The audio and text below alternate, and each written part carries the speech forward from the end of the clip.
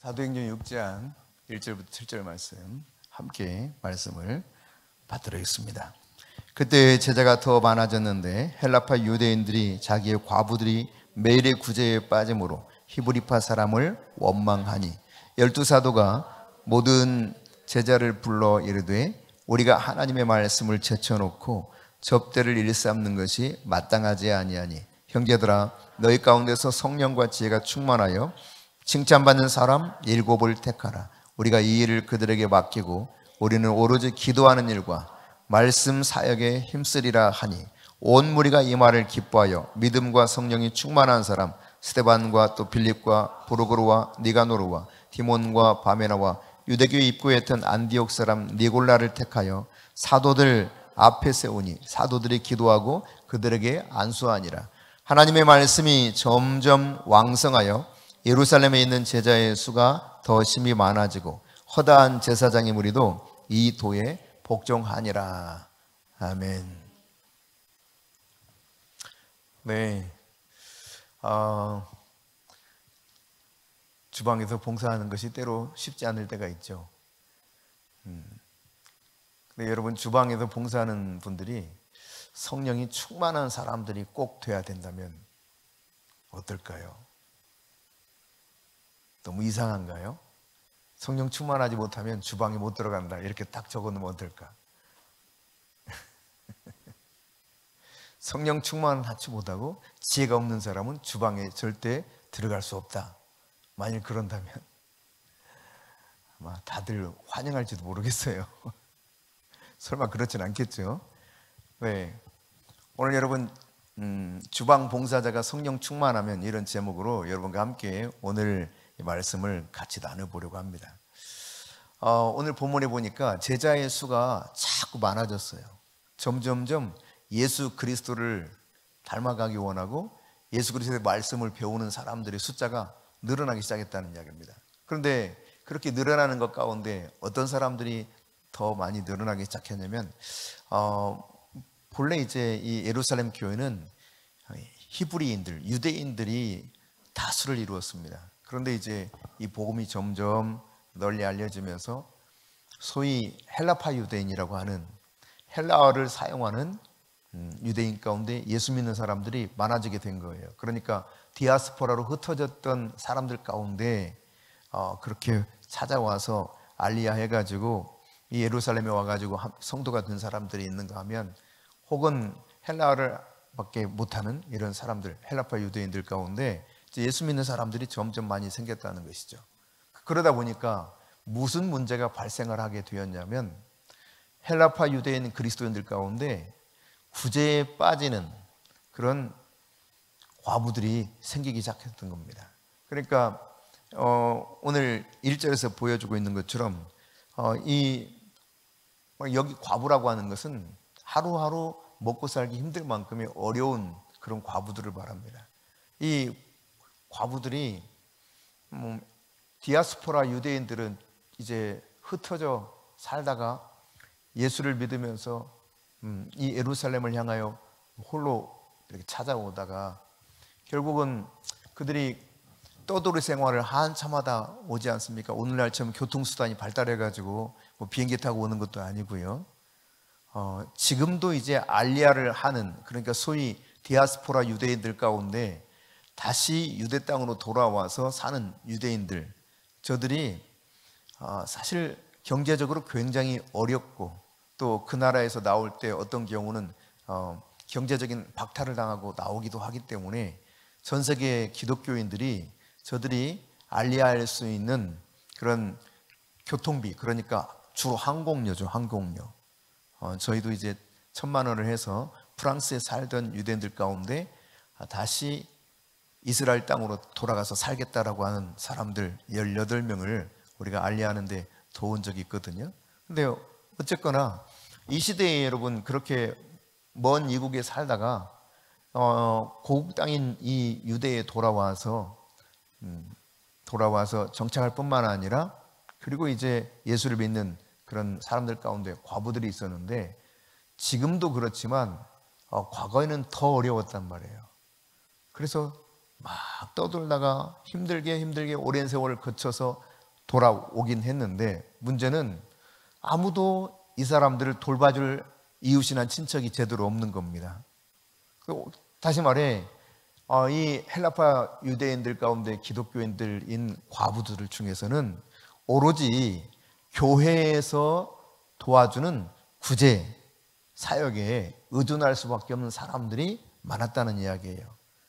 근데 이제 히브리파 유대인들 중에 예수를 믿는 기독교인들이 대다수를 이루고 있었던 이 당시 예루살렘 교회인데 히브리파 유대인 중에서도 예수 믿는 크리스찬들 가운데 극심하게 가난한 과부들이 역시 존재했던 거죠. 그러다 보니까 이제 주어진 한계 속에 있는 재정을 가지고 구제 사역을 하다 보면 아무래도 힘이 못 미치는 부분이 생기게 되죠. 그 중에 이제 많은 사람들이 늘 이 구제 사역에 도움을 얻지 못한 사람들이 누구였느냐? 헬라파 그리스도인들인 헬라파 유대인들 가운데 그리스도인들인 과부들이 이 구제 사역의 도움에서 자꾸 소외당하는 일들이 생긴 겁니다. 자, 이렇게 되다 보니까 이 문제 때문에 이 문제를 해결하지 않으면 안 되는 이런 상황에 부딪힌 거예요.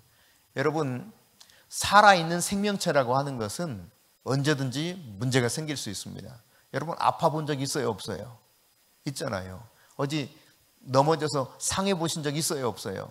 있잖아요. 어쨌든 우리가 우리 몸 안에서도 문제가 생기는 것처럼 그리스도의 몸을 이루고 있는 그런 교회 뿐만 아니라 살아있는 모든 생명체는 다 문제가 생길 수 있다는 이야기예요. 그러니까 교회라고 하는 것은 건물이 아니라는 것을 반복해서 말씀드립니다.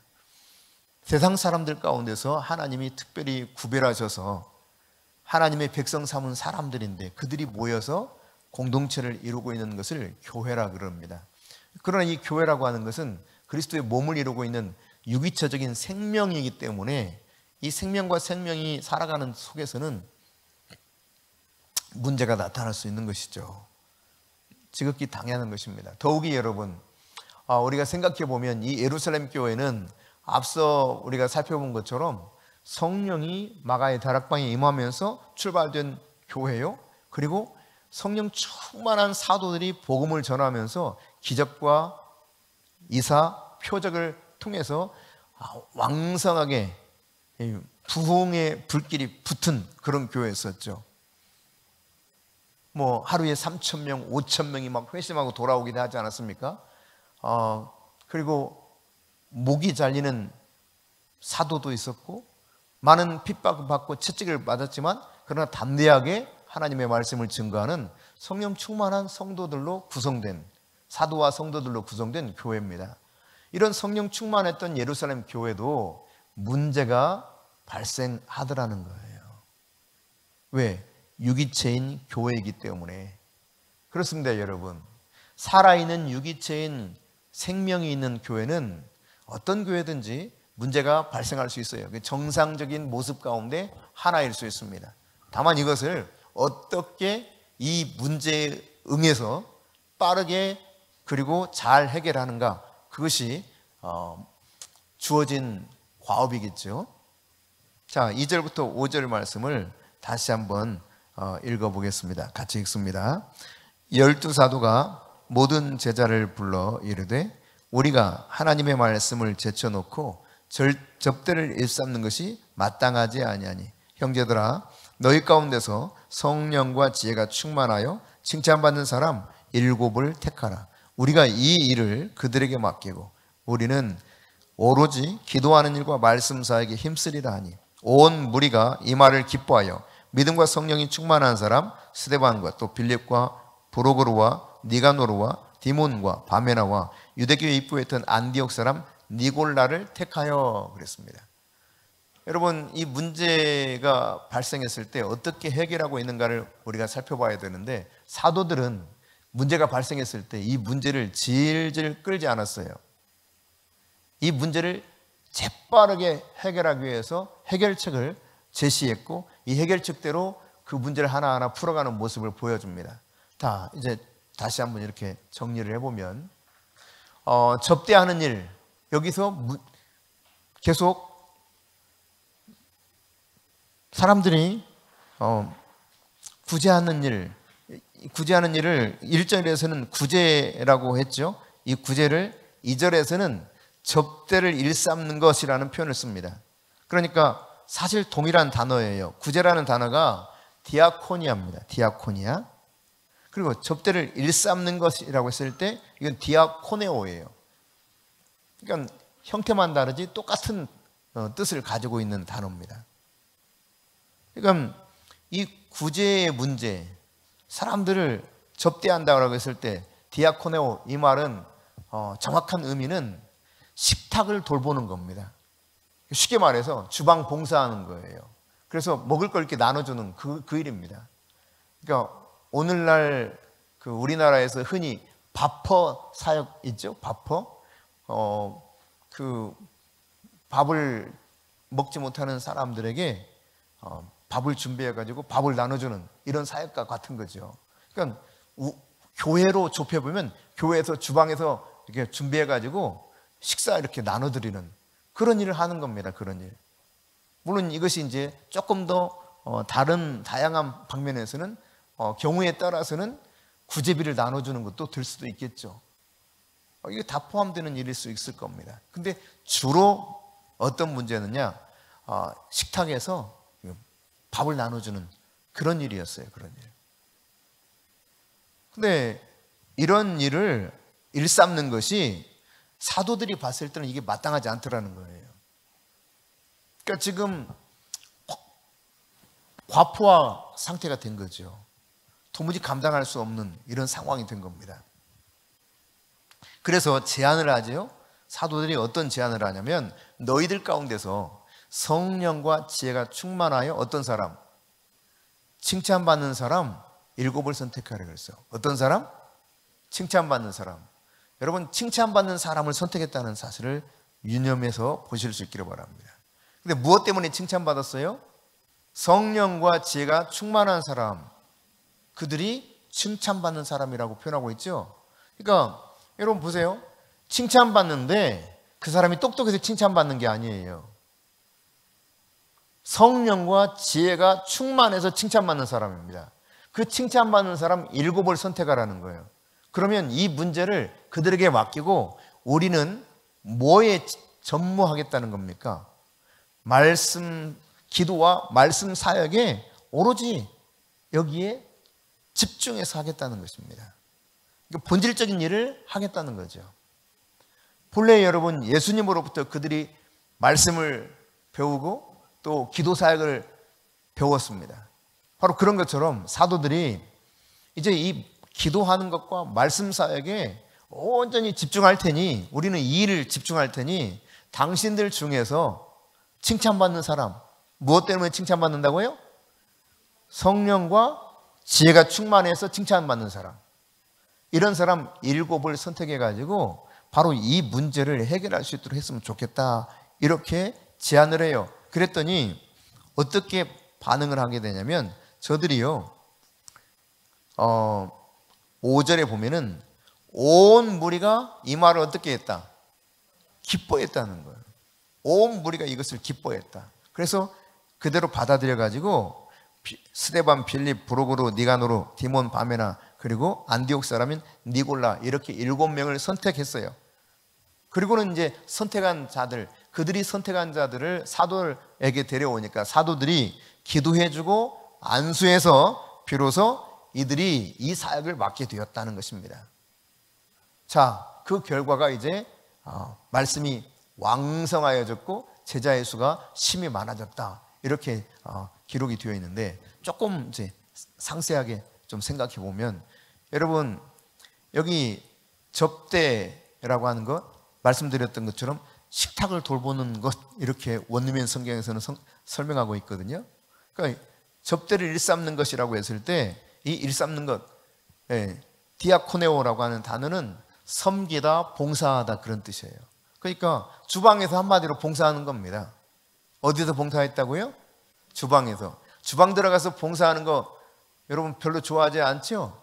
근데 오늘 최초로 예루살렘 교회에서 처음으로 선택해서 칭찬받는 사람, 그것도 성령과 지혜가 충만해서 칭찬받는 사람 7이 선택받아서 뭘 했느냐?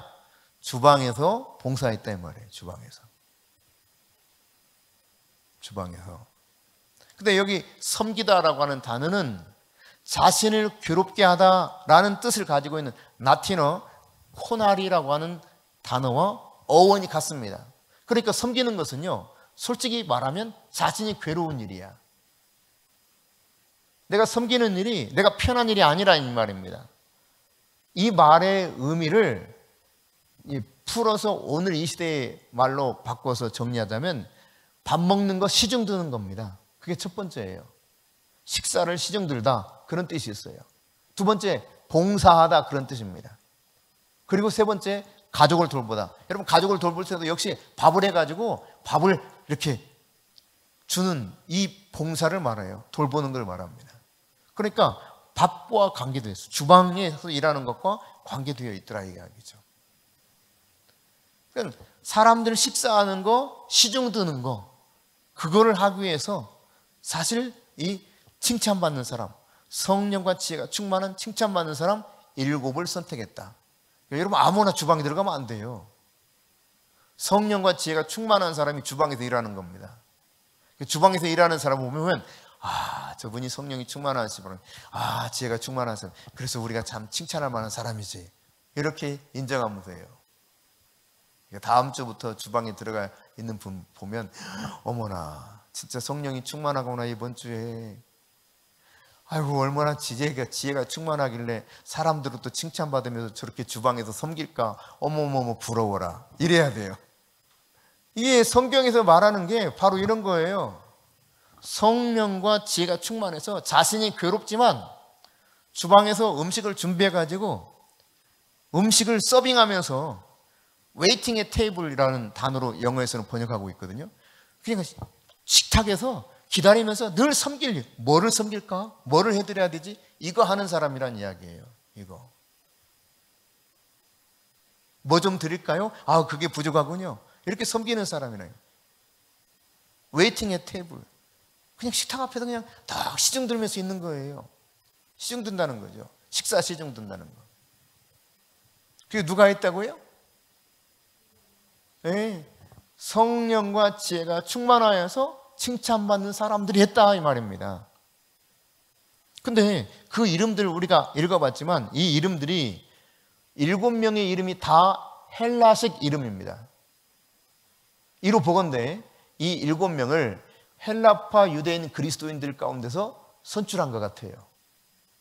그러니까 문제를 지금 소외당해가지고 문제 속에 있는 이들에게 불만이 많기 때문에 그랬는지, 아니면 이들의 숫자가 워낙 많아서 그랬는지 정확한 건 알 수 없지만 아마 섞여 있을 수도 있겠죠. 성령과 지혜가 충만한 헬라파 유대인 7명을 선택해서 그들을 이제 사도들에게 데려오고, 사도들은 그들을 위해서 기도해주고 안수해줬다. 그리고 그들이 바로 그 일을 감당하면서 섬기게 되었다는 이야기입니다. 그리고 사도들은 그들의 사역의 가장 핵심적인 요체, 즉 기도 사역과 말씀 사역에 전무했다고 하는 것을 이야기하고 있죠. 오늘 본문에서 보면. 자, 여러분,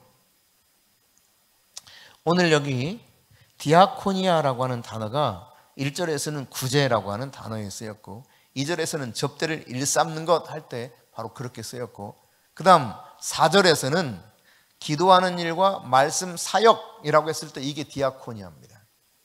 그러니까 다 똑같은 이야기예요. 섬기는 일이에요. 다양한 방면에서 다르게 섬기는 거죠.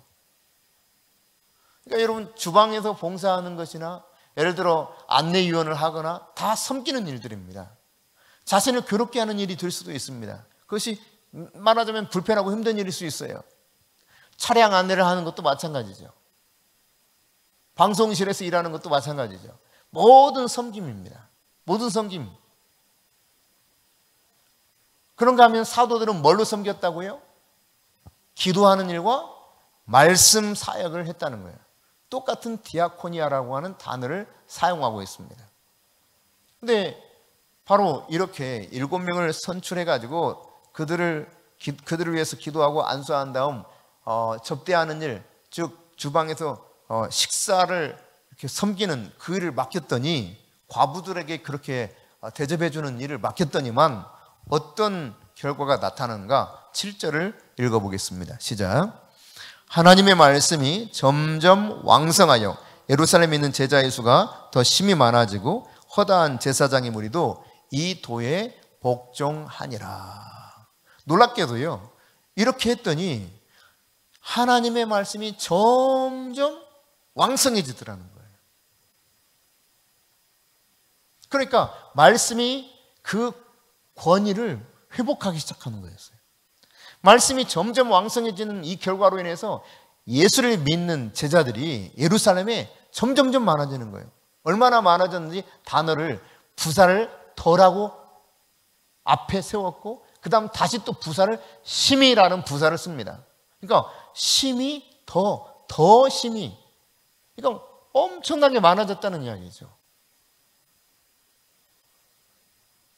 하나님의 말씀이 점점 왕성해지게 되게 만드는 이 구조가 굉장히 중요한 것이라고 하는 사실을 누가는 여기서뿐만 아니라 사도행전 12장 24절과 19장 20절에서도 동일하게 말씀을 하고 있습니다. 그래서 여러분, 사도행전 12장 24절에서 보면은 이 상황이 어떤 상황이냐면, 야고보가 목 잘려 죽어요. 그럼에도 불구하고 하나님의 말씀이 흥왕하여서 계속 더하여 가더라 라고 표현하고 있어요. 그러니까 교회가 위기를 만나서 이 위기를 극복하고 성장하는 것을 누가는 하나님의 말씀이 흥왕하여 가더라, 왕성해지더라, 이런 표현으로 바꾸어서 이야기하고 있습니다. 교회가 문제가 생겼을 때 이 문제가 해결되는 방법, 그게 뭐냐? 하나님의 말씀이 흥왕해지는 거예요. 하나님의 말씀이 왕성해지는 거예요. 하나님의 말씀이 제대로 선포되는 거예요.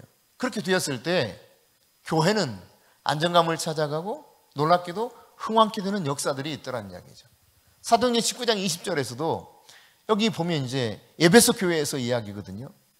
에베소 교회에서 두란노서원에서 2년 동안 집중적으로 가르칩니다. 그 결과 말씀이 힘이 있어서, 그 하나님의 말씀이 있어서 흥왕하여 세력을 얻었다는 겁니다.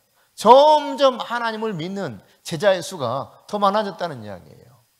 그러니까 결국 교회는 하나님의 말씀이 힘을 얻을 때 사람이 변화되고 이로 인해서 제자의 수가 많아지더라라고 하는 것을 오늘 본문에서 발견할 수 있습니다. 그렇다면 여러분, 그런 가운데 이제 우리가 살펴보았듯 식당에서 식사하는 거 그냥 시중 드는 이 일, 다시 말해 식당 봉사, 주방 봉사하는 사람들이 꼭 성령과 지혜가 충만해서 칭찬받는 사람만 그 일을 할 수 있는가? 그 일을 그렇게 해야 되는가? 분명히 3절에서 성령과 지혜가 충만하여 칭찬받는 사람 7을 택하라고 했고, 7절에서도 이로 인하여서 말씀이 힘을 얻어가지고 왕성해져서 예루살렘의 제자의 수가 더 힘이 많아졌다 그러는데, 뿐만 아니라 허다한 제사장의 무리도 이 도에 복종했다라고 표현하고 있는데, 진짜 꼭 성령과 지혜가 충만해서 칭찬받는 사람만 주방에서 일해야 되는가? 왜 이 사람들이 성령과 지혜가 충만해야 되는가? 라고 하는 이야기예요. 먼저 여러분, 아무리 단순한 일이라도요, 사람들이 이렇게 일을 하다 보면은 성품이 드러나요. 성품이 드러날 때가 와요. 그러니까 교회에서 하는 일이 다 어떤 일이든 예수님을 높여야 되거든, 예수님을. 그리고 그 상황에 맞는 지혜로운 말을 할 줄 알아야 돼요. 사람을 존중할 줄 알아야 됩니다. 그래야 이게 교회가 평안해지고 문제가 조속하게 해결이 되는 거거든요. 그런데 성령 충만하지 못하고 지혜가 없는 사람은 이게 어떤 말을 해야 되는지를 잘 모르고 예수를 높여야 되는데 자기가 높아지기를 원하면서 자꾸 다툼이 생기는 거예요. 여러분, 빌립보서 3장 3절에 보면 우리가 그래서 어떻게 봉사해야 되는가를 말씀하고 있거든요. 같이 읽어볼까요? 하나님의 성령으로 봉사하며 그리스도 예수를 자랑하고 육체를 신뢰하지 아니하는 우리가 곧 할례파라. 그러니까 성령으로 봉사하라는 거예요. 성령으로. 봉사하는 것은 디아코니아, 섬기는 일은 성령이 내 안에서 나라금 충만한 은혜 가운데서 그 일을 하게 만들고 있습니다. 근데 이 성령 충만하지 못하면 누가 하는 거예요? 내가 하는 거예요. 내가 하다 보니까 내가 드러나.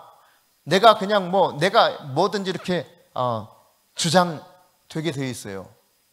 그러다 보면 다른 사람들을 이해하기보다 내가 더 존중받기를 원하는 마음으로 가득 차게 됩니다.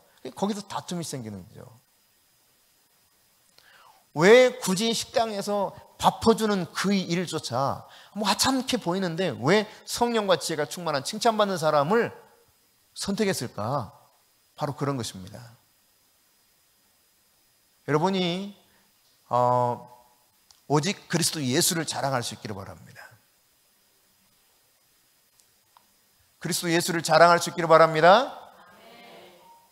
다시 한번 말씀드립니다. 그리스도 예수를 자랑하시겠습니까? 어떤 일을 하든 예수 그리스도를 자랑하기를 원하십니까?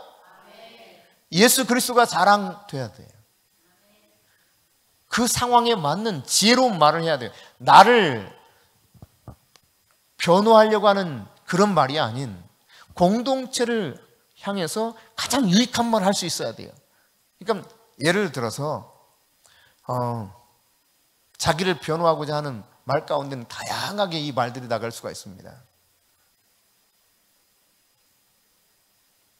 나는 그런 거 아니라고 이렇게 부인할 수도 있고, 나는 그런 거 모른다고 이렇게만 그냥 손살에 칠 수도 있고, 아니 특정한 어떤 문제 있는 그것만을 이야기할 수 있고. 근데 여러분, 성경은 우리 입술에서 경우에 합당한 말이 얼마나 중요한가를 이야기하고 있거든요. 그러니까 상황에 합당한 말, 지혜로운 말이죠. 이 지혜로운 말을 하는 것은 너무 중요합니다. 경우에 합당한 말은 은쟁반의 금사과라 그랬습니다. 은쟁반의 금사과. 가장 좋은 모습을 그렇게 표현하고 있어요. 그런데 성령 충만하지 못하면 자꾸 자기를 변호한다니까요. 여러분, 죄가 들어왔을 때 보세요. 죄가 인류 가운데 딱 들어왔을 때 하와가 어떻게 했어요? 아담이 어떻게 했어요? 하나님이 나에게 주신 그 여자 때문에 그랬어요. 하와는 눈 한번 흘겼겠죠. 아마 흘겼을 거야. 아담한테 두고 봐 하나님 없을 때 봐. 막 이랬을 거예요. 틀림없이 속으로. 그리고는 내가 괜히 그랬나요? 저 뱀이 나한테 그래가지고 그랬죠. 뱀에게 또 원인을 이렇게 돌리잖아요. 경우에 합당한 말은 어떤 것일까요? 지혜로운 말은 어떤 것일까요? 맞아요. 하나님 말씀대로 내가 그러지 못하고 죄송해요. 제가 잘못됐어요. 용서해 주세요. 이래야 되거든요. 여러분, 지금 선거철인데 말을 실수해가지고 곤욕을 치르는 사람들이 좀 있죠. 근데 또 그것을 또다시 거짓말해가지고 사과도 하지 않았는데 사과했다고 해가지고 이제 빼도 박도 못하는 그런 속에 들어간 후보가 있습니다. 그러니까 경우에 합당한 말을 해야 되는데 그렇지 못한 거예요. 그냥 순간을 모면하기 위해서 자기만을 생각하고 이야기하는 겁니다. 여러분, 아무리 하찮은 일일지라도 교회 안에서 일은 언젠가 성품이 드러나게 돼 있어요. 예수 그리스도를 높이고 정말 지혜롭고 합당한 말을 통해서 덕을 세워나가야 될 사람들이기 때문에 성령과 지혜가 충만하지 않으면 이게 봉사를 해도 참 어려움이 많다는 이야기입니다. 사람들 속에서 오히려 문제를 만들어내는 트러블 메이커가 되는 거죠. 그래서 성령과 지혜가 충만한 사람을 선택하라고 한 것입니다. 여러분, 성령 충만하지 않은 사람은 밥을 푸면서도 불평, 불만이 얼마든지 나올 수 있어요. 내가 왜 이거 밥을 푸고 있어야 돼? 나도 지금 바빠 죽겠는데? 난 힘든데? 나 오늘 할 일도 많은데? 밥을 푸면서도요, 성령 충만하지 못하면 자꾸 그냥 원망하고 불평합니다. 여러분, 그런 밥은 가급적이면 안 먹어야 돼. 진짜야. 여러분, 이미 실험을 통해서 나왔잖아요. 예? 나쁜 말을 계속 했던 이 밥들은 쉽게 썩어버려. 곰팡이가 나고요. 썩은 내 나고. 근데 똑같은 밥인데 좋은 말을 해주면 이게 그냥 발효돼도 좋은 곰팡이가 나. 유효한 곰팡이가. 그만큼 다른 거예요. 그러니까 원망하고 불평이 많은 사람들이 밥을 퍼주면 좀 다른 데 가서 사 먹어야 되려나? 고려를 해봐야 돼. 고려를. 그러니까 성령 충만하지 않으면요, 자기가 충만하다니까. 그러니까 이 속에서 원망과 불평이 막 그냥 계속 나오는 거예요. 입술을 닫아야 돼. 입술을. 만일 그런 상태라면 자크를 쫙. 내가 성령 충만하지 않으면 내 입술의 문을 닫으리라. 그래야 됩니다.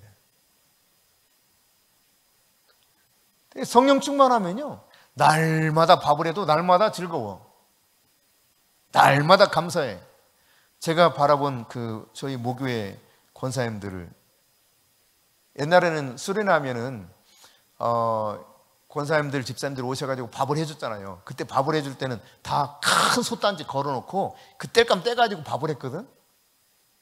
요즘처럼 그냥 그 밥솥에 틱 누른 게 아니라 다 뗄감을 떼가면서 했단 말이에요. 그 여름철에 여름 수련하면 뗄감을 떼면 막 비 오듯이 막 땀을 뻘뻘 흘려. 그러면서도 좋아가지고 감사해가지고 여기 와서 이렇게 섬길 수 있어서 너무 감사하다고. 아우, 권사님 너무 애쓰시네요. 아니야 은혜 많이 받아. 아유, 얼마나 좋은지 몰라. 그렇게 더운데 그 불을 떼가면서 섬겨도요, 너무 기뻐했어요. 더 먹어라, 더 먹어라, 더 먹어라. 아이고, 이쁜 새끼들 더 먹어라. 이 더운 날 니네들 애쓴다. 그래, 은혜 많이 받고 있냐? 하면서요, 아주 그냥 얼마나 정성껏 사랑을 부어서 그들이 주방에서 섬겼는지 모릅니다. 여러분 어때요? 수련회 가서 좀 섬겨주고 싶은 마음 있는 분 있나요? 하면 요즘은 정말 봉사하는 사람이 너무 없어. 너무 섬기지를 않으려고 해요. 그 자체가 사실은 성령 충만하지 않은 데서 나오는 그 결과 중에 하나입니다. 옛날에는요, 좀 못 배웠어도 성령 충만했다니까. 지혜가 있었어요. 하나님의 말씀이 이 생각을 사로잡고 있어서 그 말씀이라고 하는 필터를 통해서 이렇게 나오는 거예요, 말이. 제가 섬겼던 교회, 지금은 권사님인데 제가 섬겼을 때 당시에는 집사님 한 분 계셨어요. 얼굴도 참 이게 뭐라 그럴까, 이 턱이 이렇게 나와가지고 이가 이렇게 아랫위가 나와가지고 여성인데 입 모양도 별로 안 예쁘고 이렇게 딱 보면 꼭 남자 같기도 하고 얼핏 보면. 그런데 이분이요, 초등학교밖에 못 나왔어. 날마다 식당에 가가지고 일하는 분이었습니다. 왜냐하면 가난했기 때문에 돈을 벌어야, 부부가 돈을 벌어야 자식들을 키울 수 있었어요. 매일매일 주일을 제외한 월요일부터 토요일까지 아침 6시부터 일하러 가는 사람이었습니다. 그런데요, 얼마나 이분이 말을 하면 지혜롭게 하는지. 대학원을 나온 이런 분들보다 너무 지혜롭게 말을 하는 거예요. 말 한마디 한마디가. 제가 한 번은 물었어요. 집사님 어떻게 이렇게 참 지혜롭게 말씀을 하시냐. 그랬더니 자기는 너무 감사하대요. 또 교회도 멀었어요. 거의 1시간 걸려서 오는 분이었습니다. 교회도. 가까이에 계셨다가 이렇게 멀리 이사 가셨다는데 늘 자기 남편하고 이렇게, 남편 안 믿었는데 남편 믿게 만들고, 남편 데려오고 자식들 데려오고. 근데 내가 물었더니요, 이분이 그래요. 너무 감사하대요. 하루 종일 그렇게 일하고 가지만 그 일 나가기 전에 새벽기도 꼬박꼬박 가서 말씀 듣고 기도하는 게 너무 즐겁고 감사하고, 하나님이 자기를 사랑하신다는 사실을 깨닫고 너무 감사하고, 늘 말씀을 읽고. 그래서 이분의 이분의 입술을 통해서 흘러나오는 말들은 성경적 가치관과 세계관이 묻어서 지혜롭게 표현되는 말들이에요. 참 지혜가 있어요. 초등학교밖에 안 나왔습니다. 그런데 그 말과 행실을 보면 너무나 인격적이고 그리고 매우 지혜롭게 부딪히는 일도 없어요. 사람들에게 늘 웃어요. 늘 감사하다 그래요. 여러분, 그러니까 성령 충만하지 않으면 밥을 퍼도, 성령 충만하지 않으면 안내를 해도, 성령 충만하지 않으면 뭐 그냥 어떤 일을 해도, 하찮은 일을 해도 늘 원망하고 불평한다니까요. 그래서 이 식당에서 식사하는 일, 시중 드는 일도 성령과 지혜가 충만한 칭찬받는 사람을 통해서 집중적으로 그들에게 맡겼다는 이야기예요. 곡관 열쇠 아무한테는 안 맡기죠? 종들이 많아. 그러면 그 종들 중에서 정말 믿을 만한 종 아닌 것은 곡관 열쇠 맡겨요? 안 맡깁니다.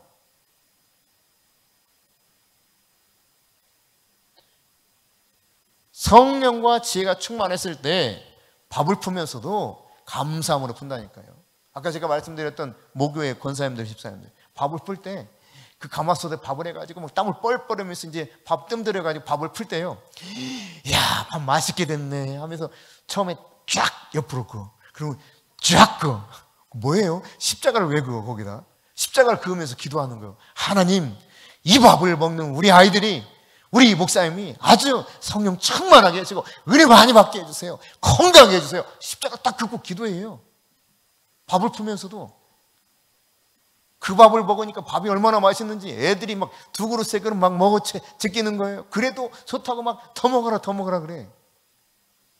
매번 수련회 때마다 올라와서 섬겨요. 불평 한마디도 안 해. 여러분 어때요? 여러분 성령 충만하지 않으면 자그마한 일을 해도 맨날 불평한다니까. 성령과 지혜가 충만하여서 칭찬받는 사람이어야 다른 사람을 존중하는 태도로 섬길 수 있기 때문에 오늘 밥을 퍼서 식사를 시중 두는 이런 일을 하는 이 사람들을 선택할 때도 성령과 지혜가 충만한 칭찬받는 사람 7명을 선택했다는 이야기입니다. 그러니까 내가 생각했을 때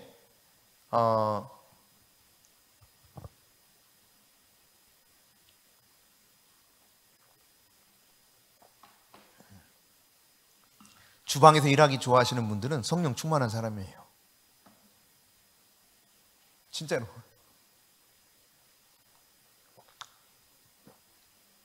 주방에서 일하기 좋아하시는 분들은 성령 충만한 사람들이에요. 성령 충만하지 않으면 주방에서 일하기 어렵습니다. 다 힘든데 누가 거기서 하고 싶어 해요?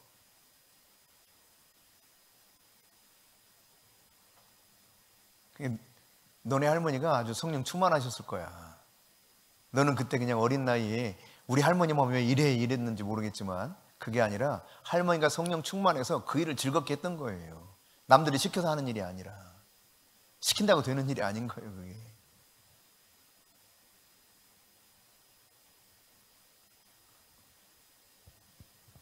그럼 주방에서 섬기는 일이 그런 겁니다, 여러분. 사소한 일이 다 그런 거예요. 그러니까 교회 일은 내가 하는 것이 아니라 성령으로 봉사해야 돼요. 성령으로.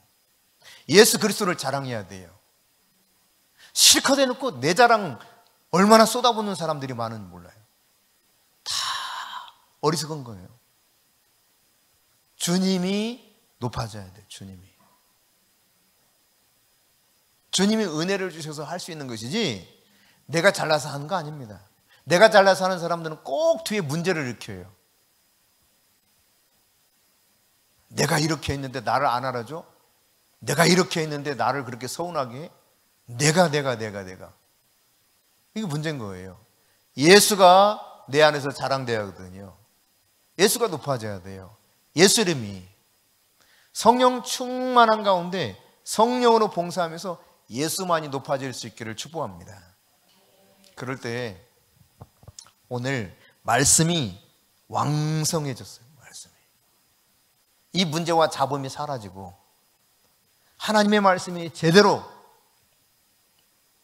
그 안에서 역사하면서 이 말씀으로 인해서 사람들이 살아나기 시작했단 말이에요. 변화가 일어나기 시작했단 말이에요. 할렐루야. 여러분에게 주어진 일이 어떤 것이든 감사함으로 성령 충만한 가운데 지혜롭게 감당할 수 있기를 바랍니다. 그것이 내가 해야 될 마땅한 책무일 뿐만 아니라 도리일 뿐만 아니라 그렇게 할 때 하나님의 교회가, 주님의 교회가 점점 힘을 얻어서 흥왕하게 될 수 있는 일인 것입니다. 주방에서 봉사하는 분이 성령 충만하면 어떤 일이 일어나겠어요?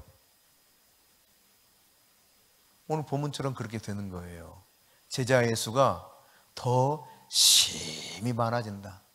아주 하찮은 일을 하는데 그 하찮은 일 속에서 성령 충만하고 지혜가 충만해서 칭찬받을 만한 사람들이 일을 하기 시작하면 교회는 하나님의 말씀이 막 살아서 꿈틀꿈틀 역사하게 돼요. 근데 성령 충만하지 못하고 지혜롭지 못한 사람들이 여기서 수근수근 저기서 원망하고 불평하고 하다 보면 교회는 문제 속으로 들어가게 되는 것입니다. 오늘 여러분이 어떤 일을 하든 성령으로 봉사할 수 있기를 바랍니다. 성령 충만한 가운데 그 작은 하나하나 일을 충성스럽게 감당하는 지혜로운 사람들, 모든 이들로부터 칭찬받을 수 있는 그런 사람들이 되실 수 있기를 바랍니다.